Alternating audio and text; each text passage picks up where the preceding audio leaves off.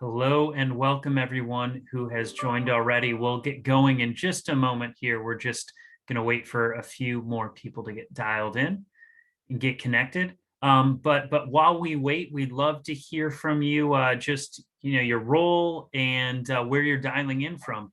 We'd love to hear who we've got on the call already. And Dennis and Mary, thank you for joining us today. Good to see you. Thank you, Michael. Good to be on. And welcome, everyone. Thanks for joining us. Let's see, let me pull open the chat. For those of you just joining, we'll get going in just a moment here. We're just at the top of the hour, and we're going to give people about 2 to 3 minutes to get dialed in and get connected. And while you're waiting, let us know where you're dialing in from. Maybe share your role as well. Would love to hear who is on the call today.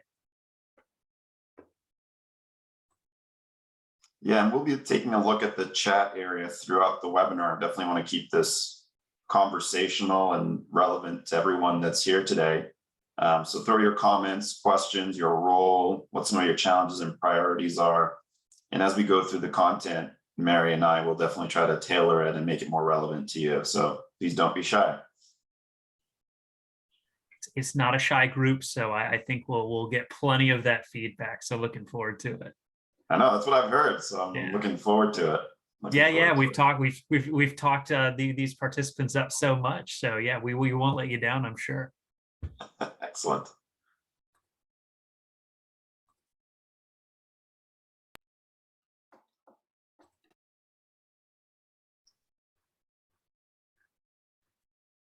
For the folks just joining, we will get going here shortly. We're about a minute or two after the hour, and we are going to get going in just about a minute as a few final people dial in. Let us know where you're calling in from, your role, or what you're interested in hearing today. We want to get that chat going and get that active. See a few folks calling in from Texas. So we're just talking about how it's nice and warm where we all are as well. So usually seems to be the same there. I see Maryland, Boston, Long Island, New York. Excellent. Paris, France, someone on my side of the pond as well. I'm calling in here from London. Excellent.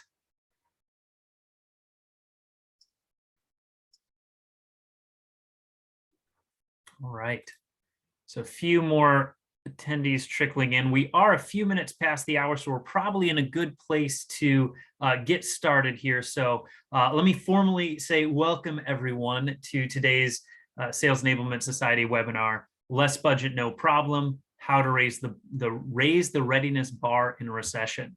I'm your moderator, Michael Hostler, and I'm joined by Mary Charles and Deniz Olcay from Allego.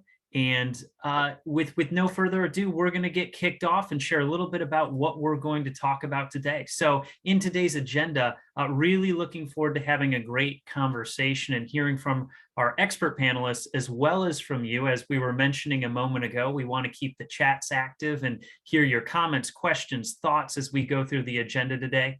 A few areas we're going to look to cover are going to be around why expensive formal learning can actually be less effective in some cases than informal learning, how we can cultivate peer-to-peer knowledge sharing and feedback, tactics that we can use to ensure reps are ready for any scenario with our buyers, the effects of asynchronous learning on retention and culture, and then tool consolidation and how we can do more with less when it comes to tool consolidation. As with webinars you've joined in the past, we encourage you to keep that chat active, as we said, and any questions you have, feel free to put those in chat. We'll be monitoring them throughout, and we'll both in writing and verbally start some conversations around what's top of mind for you. So with no further ado, I'm going to hand it over to Mary and Deniz to introduce themselves and get us kicked off. Deniz, I'll make a quick introduction, then hand it over to you, if that's okay.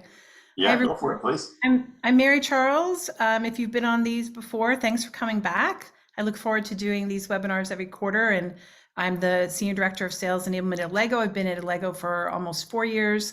I've been in sales enablement for about the last 18 years. My background's in sales, so it's it's been a long run, and it's amazing how much has changed over the years. So we're going to talk about some of that today. And then Deniz is joining us today. Yeah, thank you, Mary. My name is Deniz Olcay. I'm actually a newcomer to Allego. I've been on board for about 6 months or so, and I lead our product marketing efforts. My background actually includes a sales-centric background. So I've been in a quota-carrying, sales-facing role before. Used to sell office equipment back in the day, door to door. I made a transition into sales consulting and training. So I've actually worked for a company called Rain Group, where we developed, online and live training programs for clients across the globe. And most recently, now I'm at Allego. So I'm really excited to, share our perspectives with you today. As you may know, product marketing and enablement work really closely together. So Mary and I work very closely together to help enable our reps to be successful in go-to-market. And we're very excited to share some of our learnings and findings, and also, listen to some of your perspectives as well, and monitor the chat window. So be sure to post your comments in there. I already saw a couple of items there to sort of focus on enablement programs that really focus on seller value. And it's great to see that you're in the right place. We take a rep-centric approach and are going to share with you some tips and tricks along the way. But before we dive in, wanted to get a quick pulse of the audience and just understand what changes you're anticipating for your enablement resources. Again, this could be budget or time, or perhaps your team and people for the remaining 6 months we have left in the year or so, right? Are you expecting an increase in resources? Expecting kind of to stay the same or a decrease? Just want to get a sense of sort of where everyone's at. And I'm seeing some responses come in right now. Seems about 3/4 of the audience or so have responded. Seems like half the group is about flat, and about 25% increase and 25% decrease. Give a couple more moments here to folks to fill it in. Okay. So I'm not seeing much change here. So it seems like most of the folks on the call were expecting about similar resources as we started the year with. Not too surprising. Curious to hear if how that compares to what you had last year. If you can drop that in the comments, and if there are any challenges that's causing for your teams. But seems about 20% are expecting an increase, about 30% are expecting a decrease, and 50% or so are about flat. So with that, let's get into a little bit of sort of the challenges posed by expensive sort of formal learning, right? And again, we have to balance this with the resources that we're allocated with and how that's changing throughout the year. But there are a couple of challenges that formal learning usually poses. And I think it's a good place to sort of start here with the definition of formal learning, right? What does formal learning mean to us? And Mary, maybe you can take that one and just maybe give your perspective of what formal learning means to you before we get into the challenges. Sure. Yeah, I think that formal learning to me really means that courses, formal instructor-led training, maybe created with some curriculum design in mind, but really that formal piece that generally helps people get foundational knowledge. That's what I would think of when I think of formal learning.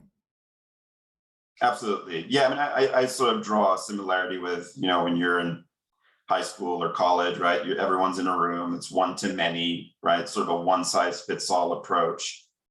And there's a time and place for that, right? I don't think any of us here think that will ever go away, but for sales effectiveness, it needs to be part of the mix, not the entire mix, right? I think some of the common challenges that we see with formal centric learning is that reps receive too much information, right? We try to get everyone in a room, right? Do a 2-3 day course, cram information, and just make sure all the bases are covered. And you sort of get diminishing returns, right? The more information you add, retention goes down and effectiveness, and actually being able to take that knowledge and apply it in the field becomes that much more difficult, right? Because let's be honest, people forget what they've learned.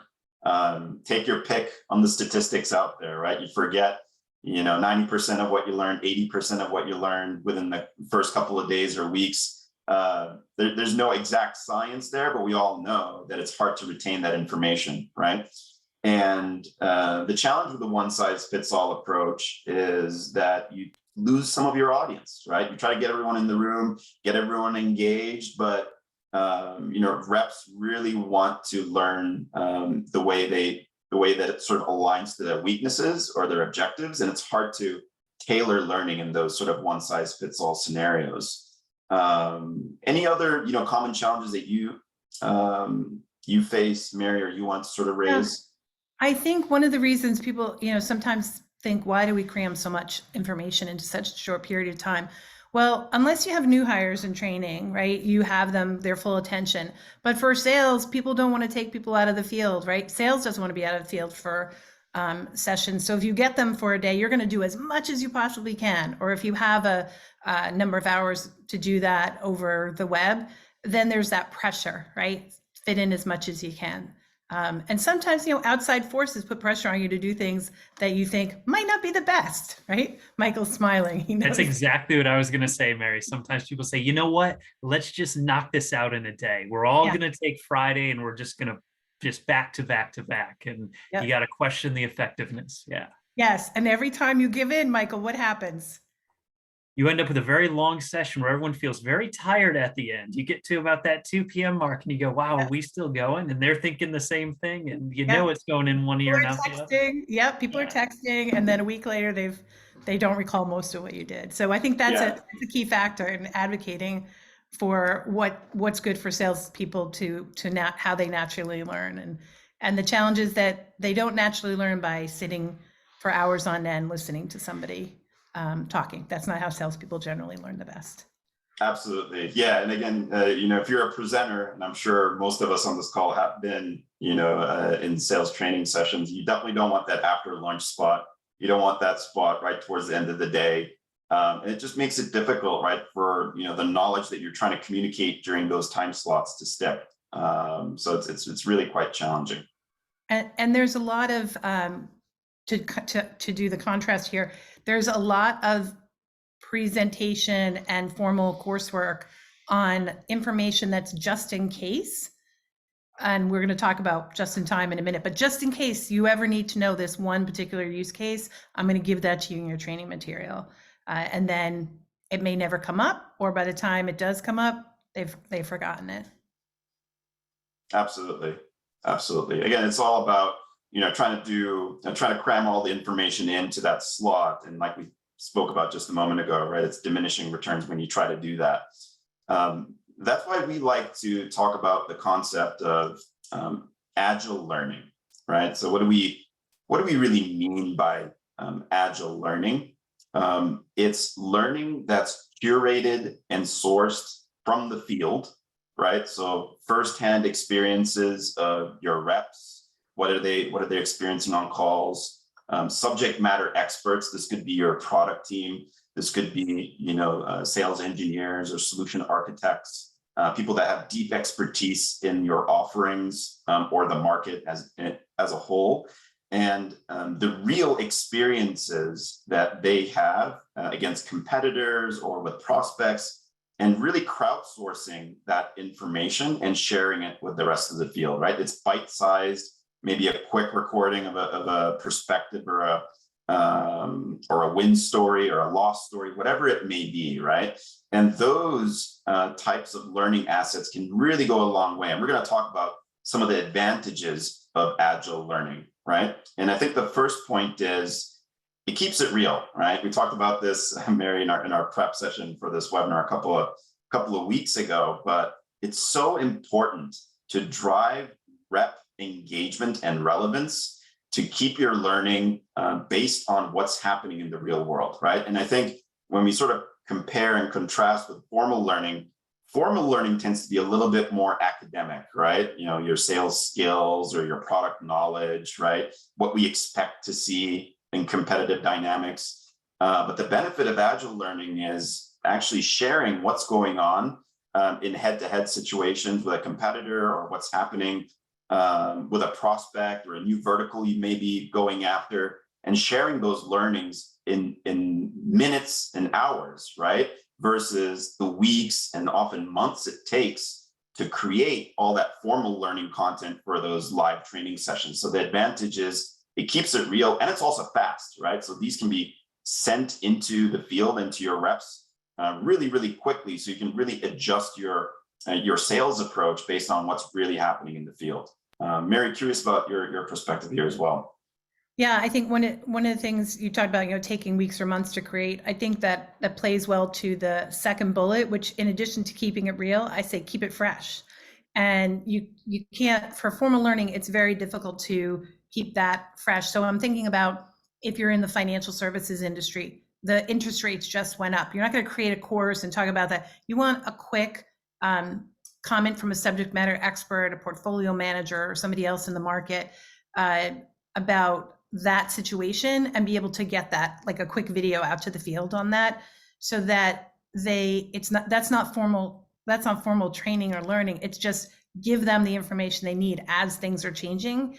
And almost every industry is going through that right now. I can't think of any industry where it's like, well, you don't have to update this for a few months, right? Michael, you're in the financial. If we did that every time, we'd never get anything done. Yeah, and so it's really being agile, right? It's being agile in how you create the information and provide it to the field, and who you're getting that information from, multiple sources, the peers, et cetera. And there's an interesting comment in chat as well that it's hard sometimes to get stakeholders and even instructors, right, to kind of take on that agile learning, because it's not what we know and have been doing for years and years and years. So it's a bit of a change for us. So it's a bit of change management, I think, of that as well. And I think that's some of what we're addressing right here, where you share some of these things are relevant to the sales leaders we're working with. Yeah, one of the things that pops to mind is if you were to survey your sales team and ask them some questions about what they find most valuable, you might be able to get some data that you could then share with those instructors and other people who are creating information about, hey, we want to incorporate some of the things that the salespeople say are the most valuable, and thinking about how can they go back and get that information just in time, because they're not going to go back and take a formal course when they just need something right at the moment of need in the sales process, for example, a competitive tidbit, or hearing from another salesperson about how they beat that competitor. That's the kind of stuff that may help. That's just one idea. Yeah, and I think I was also going to draw attention to that comment by Maru. I hope I pronounced your name right. But in the chat about how it's so difficult to change and align internal stakeholders to shift that mindset from formal to informal or agile, right? Because it's what we're comfortable with, right? It's the formal learning approach has a certain amount of control, right? You know what you're going to deliver. It's organized, right? Where when I think about agile learning, it's a little bit more decentralized. So you're relinquishing control a little bit over the learning program, and that can sometimes feel uncomfortable, but it's so necessary to drive that engagement that you need from your reps. And it's actually going to make your formal learning programs that much more effective, because it's part of the mix. It's not the sole component of your learning program. And I think one of the most difficult things about training in general is just getting attention and involvement. And agile learning really does that in an organic way, right? You're crowdsourcing the knowledge. You're not banking on 1 or 2 or 3 people, or however big your training or enablement department is, to know all the answers. I don't think any of us here would claim that we know all the answers about how we're going to win in the market, right? It really is a team sport. It's marketing, it's product, it's enablement, it's sales, really working together. And I think that's really the power of agile learning. It sort of decentralizes the learning a little bit, crowdsources a lot of knowledge that can actually inform your formal learning programs, right? You might learn a couple of things that you didn't know, where you say, oh, we should bring some of those videos or those perspectives into the formal learning as well. Yeah, Deniz, there's a comment on that to the point that you're making about there needs to be some structure. You can't have it just all agile or informal. And what Deniz is, I'll give an example. I might have a clip from a call that I'm using, or I see a rep doing something really well, and I'll ask them to do a quick video and share how they competed against a competitor, how they overcame a certain objection. And then I put that into coursework for my new hires, right? So that's an example of, that's agile content that's part of a formal learning program. So I think that you have structure, but then you're incorporating, instead of just this top-down kind of push approach. The other thing is that we think of kind of learning programs and formal learning and structure, but we also need to be thinking about how salespeople need to learn just in day-to-day, that we empower them to go to resources just in time when they need it, so that it's not everything isn't just in case. We have to have balance with just in time as well. And that's how salespeople want to learn, just like they do in their everyday life. When we're trying to learn something, we don't always go take a formal course. We look for a quick video. We want to hear from somebody who knows about it. I'm going through that now, trying to buy a washing machine. So if anybody has any suggestions, I called a friend, I did some research, I watched a few videos, but that I haven't even gotten to the store yet. I just do all that on my own, right? That's how salespeople think as well. We all do it. Yeah, absolutely, Mary. And I think another point I want to make is, I personally love formal learning just from the aspect of bringing people together, right? I mean, nothing can beat getting some of that social dynamic and culture and team building aspect of that formal learning program when you're in person, right? But as we obviously talked about earlier with the poll, if your budgets are decreasing, staying the same, you're trying to do more with less, some of those opportunities to bring the team together can be few and far between. So the question is, what do you do in this new virtual world that we live in, right, to bring those teams together and build that culture? And I think agile learning can be a great way to do that, right? Because it sort of naturally fosters that culture of learning and sharing and transparency and being okay with sharing your failures and your wins, right? And it really does start from the top, right? This is if you want to bring agile learning into your culture and into your organization, I think you got to lead by example, right? So the leadership team, whether it's sales leaders or top performers, need to take that first step, and then others will follow. And I really do believe in the value of it, adding that sort of morale building and connectedness, even in this world where we're all sort of dispersed and across the world, right? So it's just something that I think is not necessarily top of mind when we think about agile learning, but it's sort of an added benefit. And I'm just answering Maru, I hope I'm saying her name now. I saw the pronunciation, like maroon without the N. There are lots of other examples of agile content for onboarding, but just thinking about who is doing the job really well. Even for having, I have lots of SDRs who start, and then I take the most recent successful SDR and I say, do a quick recording for me. What are your top tips for ramping quickly? And the new hires love that. Like, they don't want to hear all that from me. They want to hear who's successful in the role and what are they doing. And then I just put those videos right into our onboarding program. Works really well. Or I might even play a video in a live session that I'm doing with new hires and say, hey, here, you can hear this from one of your peers who's been really successful.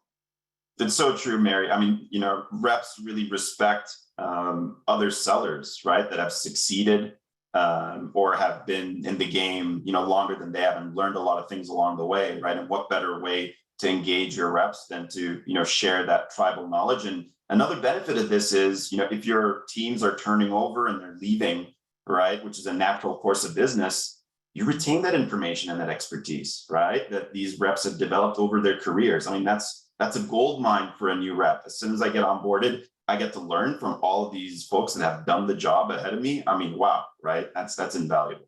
Yeah, I have lots of videos from people who've gone on to be from SDR to account executive, for example, and all their videos on their tips and things are still really valid. And to Christina's question earlier about how do you provide value, this is one of the best ways to provide value to sales, is helping curate that content from their peers to help them collaborate and learn from each other. That's very high value. Yeah, absolutely, Mary. I think it's a good segue to the next slide here, right? Great discussion. Thanks. Keep the comments coming in the chat. But we talk about, agile learning sort of being focused on the moment of need, right? And when we think about the moment of need for a rep, it's really at that moment that you're going to have a customer interaction or a prospect interaction, right? Right before a call, I need to retain or sort of recall some sort of learning about product or skills, right? I need to find, where that collateral or content is. That's really what we think about when we say the moment of need, right? And you can sort of think about the continuum of sort of effort and value created, right, as it corresponds to that moment of need.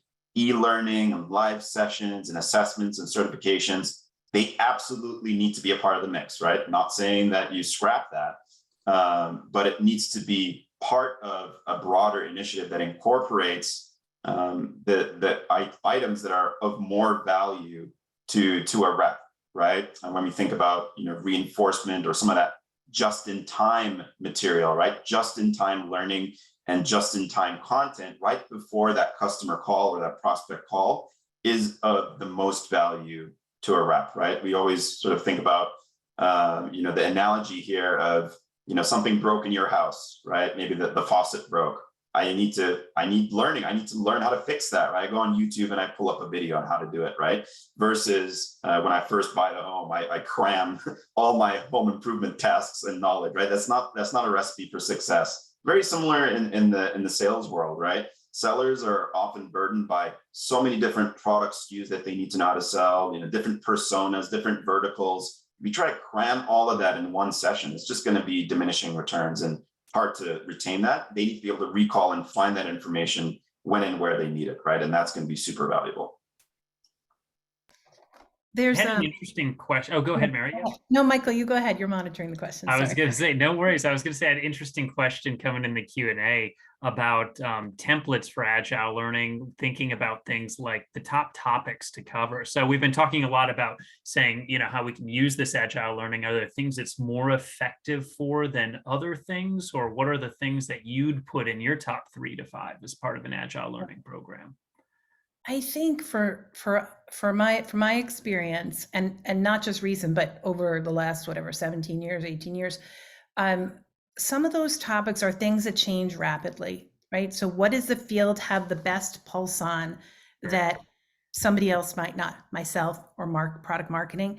I think of competitive insights, right? What are they hearing in the field? I think of objection handling, because they know what they're getting every day. I can guess what they're getting, or I can listen to calls and hear some of them, but really the reps are going to know what are they hearing and how are they best overcoming those objections. And those change all the time. Any other trends that they're seeing from their interactions with prospects and customers, those are some of the ones that come to mind for me, things that change rapidly. So some of that framework that we can be doing, it can be the long lasting things, right? And then that agile learning within it are the things that are consistently changing and we can plug in. Yeah, absolutely. I would also add to what Mary said, wins and losses, right? I think those are just so valuable. We need to learn from our wins and replicate that, especially if you're going after new market segments or new verticals that you're unfamiliar with. Those are a gold mine, not only for the marketing team to build some materials off of that, but also for the sales team to learn how to replicate that. And we have to learn from our losses, right? And this can sometimes be uncomfortable because, nobody wants to go up on a stage and show how they failed, right? But it's of tremendous value to the rest of the organization. And it's a cultural shift for some companies. And like I said before, it needs to start from the top, and leadership and top performers need to be out there sharing their losses so that other people also feel comfortable, right? Explaining their failures. And there's just so much that changes there, and it's so dynamic. You can't really capture any of that type of learning in a formal program. It's just really difficult. And anytime you roll out formal learning and you're doing a new product launch, for example, we have ideas of what we think is going to work, but until the sales team actually gets out and starts delivering that message and hearing feedback, or showing the demonstration of the product or whatever it might be, you want that kind of feedback, facilitating that and getting that out to the rest of the team. I think that's also, I would consider that agile learning as well. Yeah, and I love what Maru said in the chat here, right? Positive spin on sharing your losses is sharing your learnings, right? And just instead of saying, here's how I failed, it's here was my experience and what happened, right? So that's a great sort of little tip there for the rest of us. I'm trying to make this more of a positive rather than look at it from sort of the glasses half empty perspective. So thanks for sharing that, Maru. Again, sort of transitioning to our next slide here, right? So when we think about, formal digital assets, when you start to complement that with some of that agile and crowdsourced learning, really increases the value of those learning programs, right? And when we start delivering some of these agile content and learning within reps workflow, now you even increase the value further, right? Because we're delivering relevant learning, whether I'm in, prospecting phase, right? I might need some tips on how to get in the door. If I'm in the negotiation phase, I might have some, tips on, hey, here's how a competitor prices, or, here's some discounting I've seen, right? Or to your point earlier, Mary, maybe in the sort of qualification phase, there might be some objections, right? Now you're surfacing all this crowdsourced learning alongside that formal learning, along the sales journey, right? From awareness to discovery to sort of decision. And that's really driving up the value of your formal learning program by complementing it with some of that agile crowdsourced learning. I think the other thing I would add to that, Deniz, on the topic of doing more with less, is the amount of time I know that I've been able to save not having to either record myself for formal learning or asking product marketing to get that in there. The list of things, many things we're asking them to do, is that I can go to different people in the field who are really, or other subject matter experts, and crowdsource that content, and it saves a lot of time for me. And then also by having that, it's a repeatable process where I can keep sharing that information with people, and I don't have to have live sessions say, oh, Deniz, can you get on a call with this group of people and go over that topic and what have you. And so we have these nice bite-sized pieces that people can go and listen to what's relevant to them, and it just saves us a lot of time and effort. Yeah, absolutely. I mean, this is interesting, right? I love talking about this subject because I think, for some organizations, like we talked about earlier, bringing agile learning is a challenge, right? It's a cultural shift. They're not familiar with it. I think it's on us as folks who are at the forefront of enablement to really educate others about, how sellers like to learn and what the recipe for success is. Because I think otherwise people just gravitate to what they're familiar with, right? I took learning when I was in college or when I was in high school, right? And it was always like, hey, we sit in a classroom and we learn, right? And that was sort of the only modality of learning. And people think that's how people naturally learn. But in sales, there's just so much that changes on a day-to-day basis, whether it's, mergers and acquisitions in the industry or competitive dynamics or new features or new products, right? And I really think we all need to educate the rest of the organization that sales enablement is a team sport, right? No one person owns sales enablement, right? The sales enablement function, Mary, right? It's sort of the job to sort of shepherd and sort of corral all the resources, right? Get everyone together. But at the end of the day, it really is a team sport to be successful. Yeah, and I like to say that the sales enablement person is orchestrated across the organization to bring together the resources and knowledge and find those gold nuggets, if you will. Absolutely. So just a couple of tactical tips here, right? Again, we want to make sure that you can immediately take away a couple of learnings and apply it right after you sort of sign off of the webinar. So we'll just go through a couple examples here. I would love to hear others. This is absolutely not the end all be all, but just a couple of things to sort of incentivize and improve peer-to-peer learning within your organization, right? And I think, the first one is incentivizing some best practices, right? So have your team submit a short video on how they handle an objection or a challenge. Mary talked about this. Pick the best one and share what it looks like, right? And bring those to your team meetings or learning sessions. That's a very easy one, right? It takes a couple minutes, get people to record it on their phone or, on Zoom or on Teams or Slack, whatever you're using, right? So you can do this with resources that most of us already have, and it can really enrich some of your learning from peers at your organization. I posted a comment. I'm wondering if anybody has done anything special to incentivize sales to do this. It doesn't always come naturally, depends on your culture. But I know some of our sales reps like the recognition if I ask them to record something, or they come across something and they consider themselves a subject matter expert and they want to share. and other clients of ours frequently run contests and have people judge like the best pitches or best practice and give rewards for that. Absolutely. I would also say, leading by example and educating the rest of the team is sort of a trait that we expect from leadership, right? So if you've got reps that are keen on progressing and maybe advancing and leading a team, you might make some of these part of that career path, right? So if you want to step into a managerial role, if you want to advance, these are the things that are going to get you there, and we look for this, right? That's sort of a one-on-one discussion you may have with your teams or bring that up, but I think that also incentivizes folks to share, because if we want these folks to stay with the organization and progress through the ranks, need to make sure that they can educate others and share and learn. So I think that's also a good way to incentivize teams. Yeah, and there was a question about what we think about external rewards as incentives, and that there are some mixed views on that. I think asking your team, again, surveying the team or just informally asking the team what would be appealing to them, what would motivate them. Right? Michael, have you done anything like that in your organization? Yeah, we have done a bit. And I think recognition is a big part, especially as salespeople start to find success. You start to see a lot of people wanting to share that success. Because I think a lot of great salespeople are great teachers as well, because that's what they do with their customers many times. And giving them that opportunity, that platform internally. And sometimes that just gets the ball rolling. Yeah, and I think one of the things that we're just starting to do is brand it, right? So I'm calling it Amplify Success.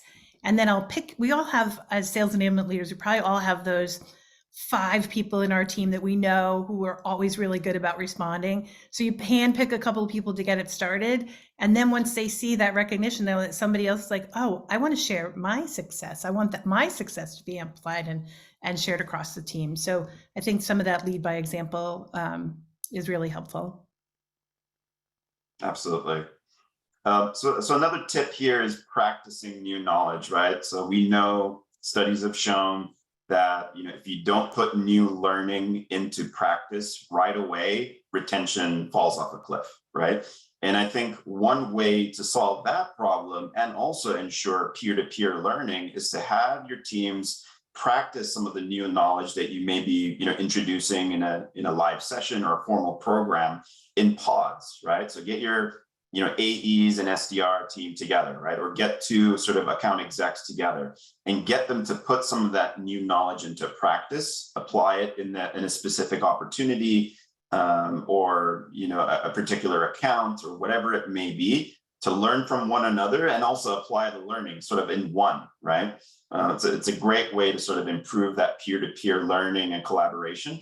And typically what we want to do here is bring 2 people together that haven't worked with together before, right? So don't put the friends together, don't put the people who are already working with together, mix it up a little bit, right? Put a newcomer with a veteran, or put someone that's in a particular vertical with another vertical, mix it up, right? And improve that peer-to-peer learning and build that culture. That's a great way to do it. Do you do any guidance or coaching as a part of that, Deniz? Just, I don't know if you empower managers to be able to kind of spread the good word as well, or if that's an enablement to kind of help guide some of those conversations as they get going. What's your thought on that? I think to get off the ground, it certainly has to be an enablement or a sort of a sales manager-led initiative. You can't just mention it on a call and expect it to happen, right? So I think it takes a little bit of guidance and leadership to get it off the ground and some structure. But hopefully over time, it sort of becomes part of the muscle memory. But I'm curious what you think, Mary. Yeah, I think for any kind of enablement program, right, sales enablement has to get buy-in from leadership, get aligned with sales leaders, and then have that, in that perspective, I think top down is really helpful, and getting people to then collaborate after that. Absolutely. Third one's always be improving, right? So I think it's too convenient for us to sometimes rest on our laurels and use the same messaging or the same approach that has worked.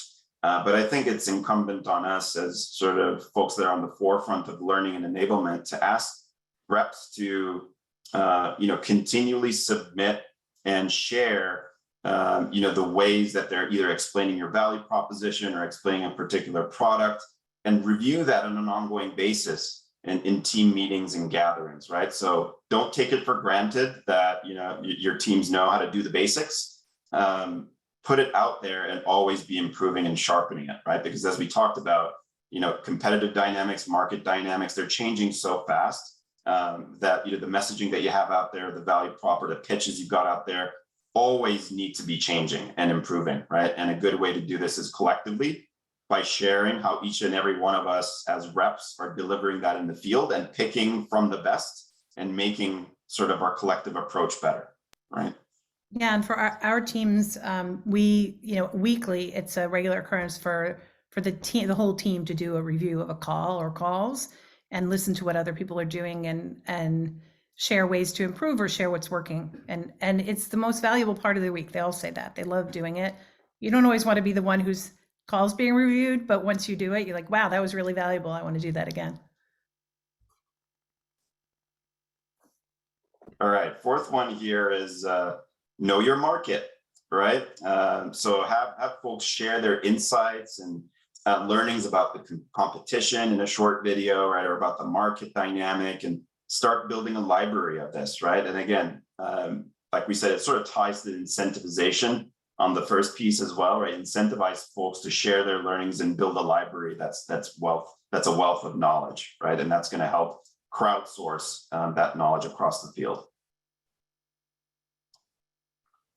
And the final one here is formalizing feedback, right? I think too often we try to give feedback sort of off the cuff, right? Or in a one-on-one or in reaction to something.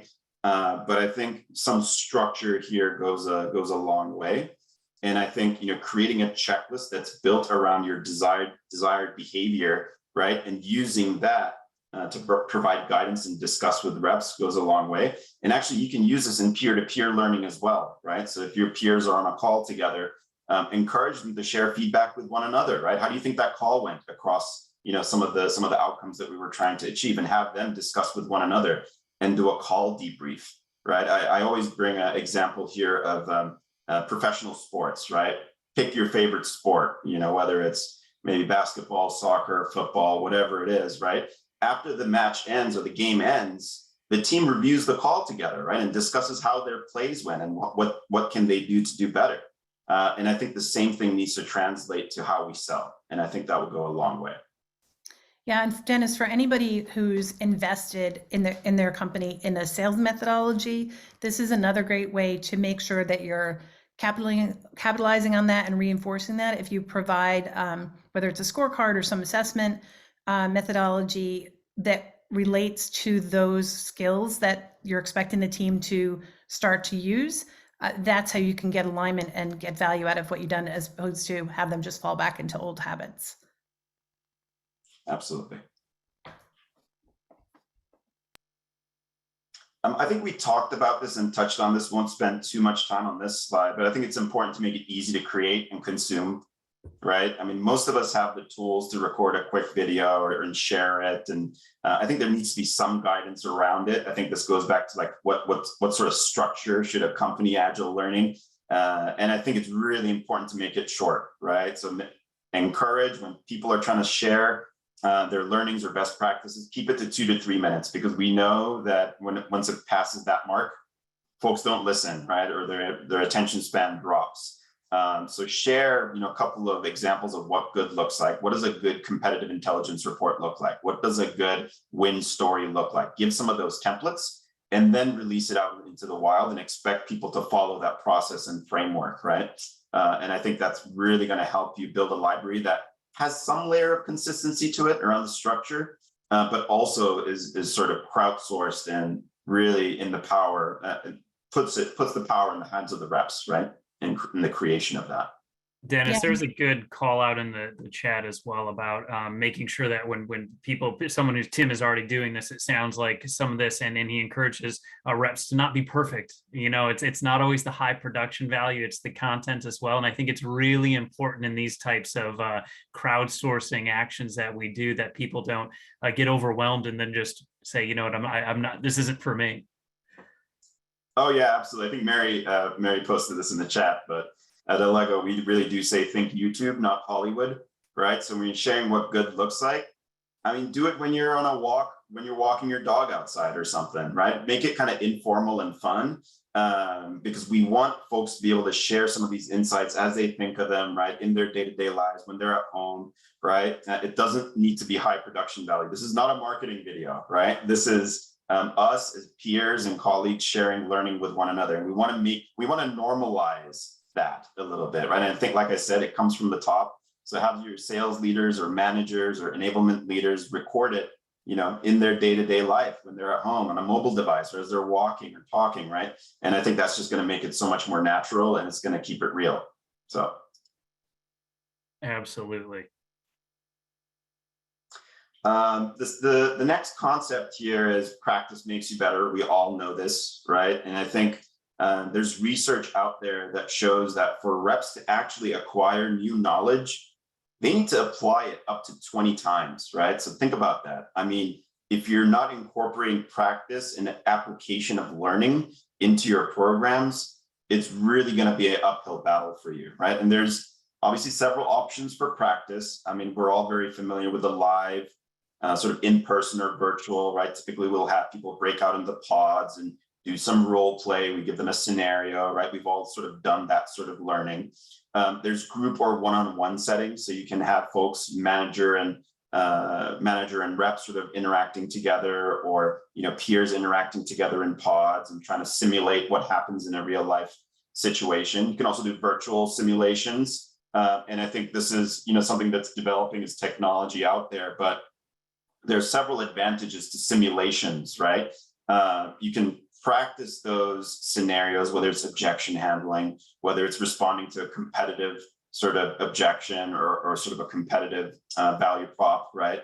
And it really helps you sort of apply the learning without having to go in front of a customer, right? Because the most difficult thing for a new rep especially is taking all this new learning and, man, I got to apply it in a real life situation to sort of refine my approach. That's daunting, right? And I think simulations can take some of that pressure off. And it's really scalable as well, right? You can scale this across your team with minimal time and investment, right? I think long gone are the days where you need to hire a design agency and, work with, people to come up with virtual actors and create these 3D models and stuff. It's, technology has advanced a lot since those days.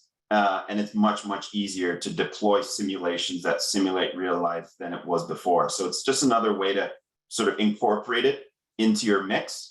And just make sure that your reps are practicing some of these concepts before applying it in the real world. We've just started using this internally. It's in our own platform, and the new SDRs, it's really worked well, where we can start to see from the first simulator that they do, then they get feedback, and then they do another one and they get feedback, and then a couple of weeks later they're doing another one, and we're really starting to see that progression and their confidence building, and that comes across when they're having conversations with prospects over the phone as well. It goes a long way, Mary. I mean, it really does take some of that pressure off, like we said, especially for new reps that have to digest all this information, and then we send them out into the wild. And last thing we want to do is have them practice live in front of a prospect and miss an opportunity to book a meeting or advance the sales conversations. It's really important to incorporate this practice into your mix. And it's really important to also make that practice really close to when you introduce that new knowledge, right? So make sure that they're not far spread apart. Make sure the practice comes really quickly after the new knowledge has been delivered. That's really critical for retention. Yeah. And there may be some people online who don't have, a platform or things like Allego to do this kind of recording. I would say, even if your team is doing role plays with the manager, have them record it in Zoom and have them listen back to it, because what they think the rep thinks they said versus what actually Scott said, or what the manager might have thought they heard, is usually different than reality. So even just that simple act of having people record themselves in Zoom for their practice is very valuable. Yeah, completely agreed, Mary. Again, work to your level of technology investment, right? You don't need to have, the best tool out there to do some of these things, right? And I think the same goes for asynchronous coaching. We talked about, reviewing game tape, right? Obviously, there's technology out there that can sort of automatically record, ingest, categorize, and analyze your calls and such. But it can start really small, right? You can just have your reps record a prospect interaction, right? And then save it, on your content management area or your folder, your shared folders, and then review it together as a team, right? And sort of comment on it and see what you did well, what you didn't do well, right? And then use that as an opportunity to coach your teams. That's huge. It also reduces the burden, I think, on coaching, because it's also sort of decentralizing coaching a little bit. You can actually have some of your top performers act as coaches. I think this was actually a question in the chat earlier, like how do we scale and try to make coaching not a big burden on managers? And I really think, similar to what we're doing with enablement, I think we need to decentralize coaching as well, right? Empower your top performers to educate some of those new reps or those SDRs and give them guidance on what they need to be successful. It shouldn't really only solely be a job for a manager, right? Curious what other tips you have here, Mary, what you think has worked well for asynchronous coaching. I was reading a couple of questions here, so I was responding to those. I think for asynchronous coaching, I apologize if you said this while I was typing. One of the things that we've recently implemented with our management team, as well as our mentors and team leads who also do coaching asynchronously using our technology, is to put in place some guideline or goal for how many coaching sessions, whether it's per week, per month, per quarter, across the team, so that managers aren't, because when you ask managers, are they doing coaching? They say, yes, of course I'm doing coaching. It's like, well, you're doing call coaching or deal coaching, right? Michael's smiling. A lot of times the coaching that managers do is deal coaching, Michael, right? Absolutely. Yeah. And And defining coaching even amongst those different things, and they probably haven't taken a step back and thought about it. Yeah. Yeah, because a lot has to happen in coaching to get people sales ready and then have them build their competencies and skills over time. And that a lot of that is what's happening on calls and coaching, what actually is happening, the game tape, if you will. Or if they record their calls in Zoom, or if the manager's on a live call with them, that's not super scalable. So we don't always recommend that, but setting some goals around it and giving the managers some framework for what they're coaching to. And again, that might align with your sales methodology or some other types of skills that you're having the team work on. And then you want to put in place some means to get visibility to that, right? So whether it's through, there's some sort of tracking that they're doing, or it's in a system, it's hard to know what the managers are doing if you don't have any insight into that. So setting some goals, getting some insight, and then coach the coach, right? Helping coaches become better coaches as well. Yeah, that's what I was going to say. I think sometimes there's an intimidation factor, and someone who maybe hasn't been coached before, doesn't know what's involved in coaching. And I think by empowering those managers who are asking to be coaches, and even sometimes as simple as a framework, and just helping them out, I think it really goes a long way. Yeah, Absolutely. and then that can pay off for the managers. Then the more skills that are developed, then instead of just coaching the deals, that people's skills have developed so that they're winning more, right? Absolutely. So as we enter the final section of our presentation, just wanted to pop up another poll here. How many tools do your sellers have access to? I know this is a little bit of a loaded question. I mean, think about, CRM type tools, sales engagement, sales enablement, right? Learning, reinforcement.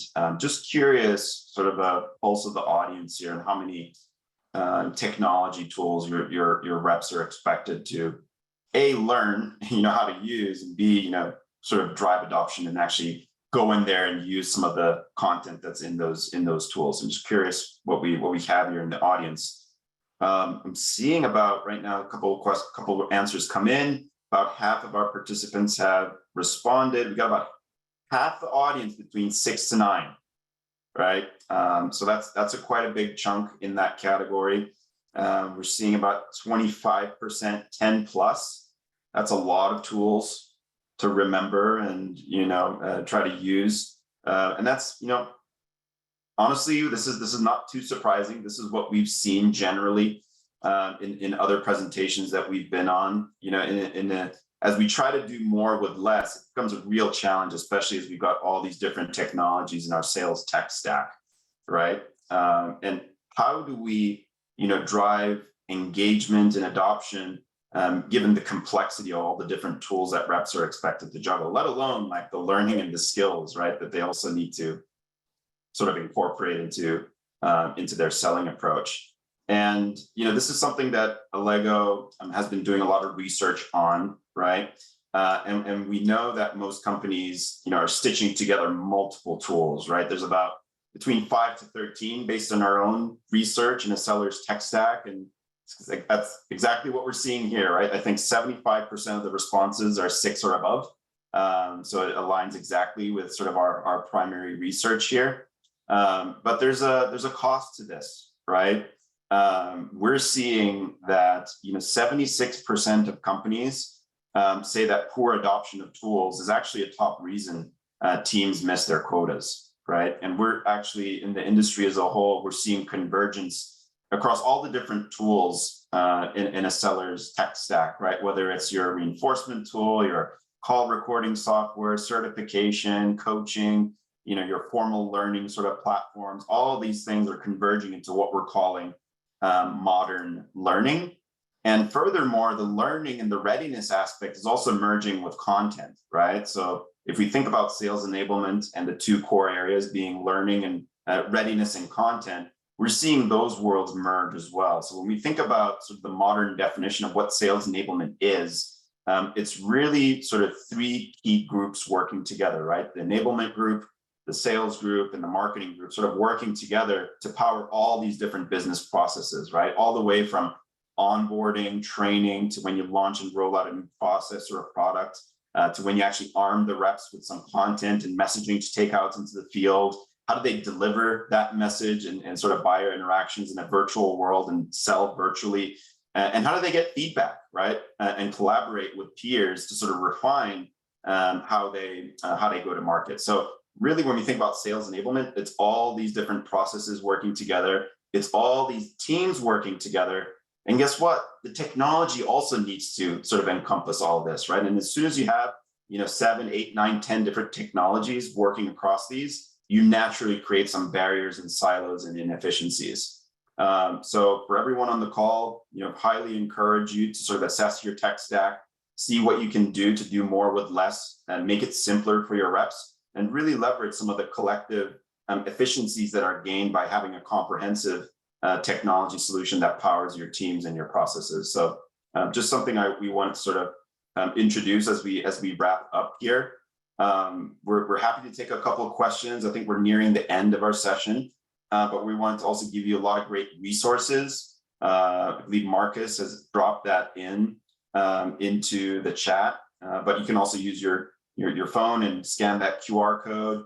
Learning, coaching, and content, how Agile approaches to sales readiness boosts performance. We have that ebook there, and we have a lot of tactical and sort of best practice checklists and guides that we'll also be sharing with you all as part of this session. So thanks for joining us.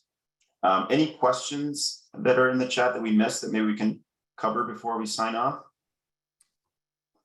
Let's see here. I'm seeing if there's anything else. Looks like For a couple that I responded to. One obvious one, somebody asked about what kind of platform could do this? Well, it just so happens Allego is a platform that can do that. I'm happy to connect with people on LinkedIn. If you want to talk one-on-one about some of the things here I offered to Rodney. He was asking about certification for new hires and what sort of frameworks to use for that. So I'm happy to talk to anybody about those types of topics as well. I'm looking to see if there's any others on here. I think we covered these. I think we might have ticked them all off. So that's awesome. Excellent. But great conversation, though. I mean, we love to hear that from all the participants to kind of help focus where our conversation went today. I think we heard a lot of great stuff about ways that we can, going back to what we set out to talk about today, thinking about how we can do more with less, and especially when we crowdsource and use and change our culture and use all the resources and all the tribal knowledge that's up in people's heads, right? And getting that out into the open and being able to share that. So really great insights. And if we don't have any more questions, I know we're just about a minute away from the top of the hour, so that was perfect timing, Charles and Deniz. We want to thank you for sharing all the insights today. Sounds like I know a couple people are going to connect with you one-on-one, it sounds like, from the chat as well, to follow up on some of these. And as always, we did record today's session if anybody wants to go back and see that in the future as well. So you'll get that link. You'll receive that link if you join today's session as well. So with that said, we're looking forward to seeing everybody on the next webinar in the SES webinar series. And have a great rest of your day, morning, afternoon, or evening, depending on where you're located. Thanks, everyone. Thank you, everyone. Thanks for joining us. Okay. Have a good day.